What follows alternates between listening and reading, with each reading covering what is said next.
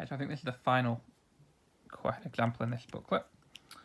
So we have a question here, and the key for me is in here. We've got force is variable. So we have got a variable force, which means we'll have a variable acceleration.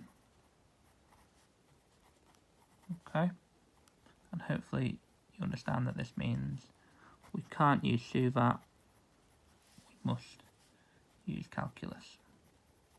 Okay, so if I just look for a second then at my F equals ma for forces, I'll have 4t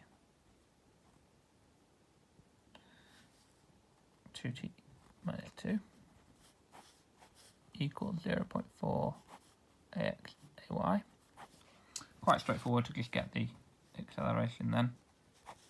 So we're simply just going to be doubling, times both sides by 2, so it's just going to be 8t and 4t take away 4.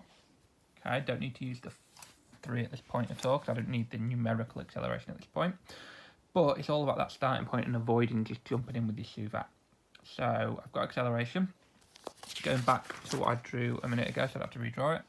I'm going to want the speed and the direction of the motion, so both to do with velocity.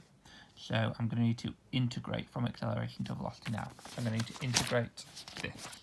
So try not to make too many pen marks on this. I'm going to integrate the acceleration with respect to t, and that's going to get me v, or v of t if you will, plus c. Also an important part of this question potentially. So integrate this vector. So what that's going to give me is the velocity is going to equal to, so integrating 8t is going to get me 4t squared plus c, put a cx there. Put the vector in, can be done in INJ, I think they do that in the textbook, although again I always feel that's a little bit messy if I'm honest, which is why I don't do it. Right, integrating this now, so that's going to become 2t squared. I'm adding to that power, dividing by that new power. Got to be something that you're very confident in. Shoehorn that cy in down there. So I've integrated that to get 2t squared, integrated minus 4 to get minus 4t, integrated, got a constant. Let's look at the information we are giving. So it starts from rest. So we know, so that tells us, so start from rest. So that means that v of 0, so v at time 0 is also equal to 0.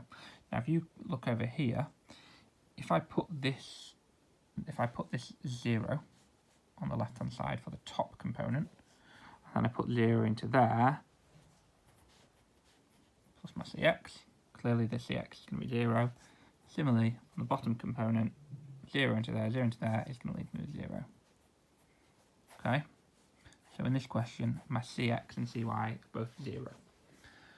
You do have to be a little bit careful at making the assumption it's always going to be the case. Okay, when we integrate functions like the one we missed in the previous example, the one before that, example 8, where we integrate sine, it would have had something to do with cos. Also exponential functions like e to the x, when we put 0 into e to the x, so e of 0, that isn't 0. When we put e into cos, cosine function, cos of 0 also not 0. So do need to be a little bit careful with just assuming that 0 will always, subbing in 0 into function will always leave us 0. It will for these algebraic functions, but not for trig and exponential functions always, so you've got to be a little bit careful. Right, so just surmise that then.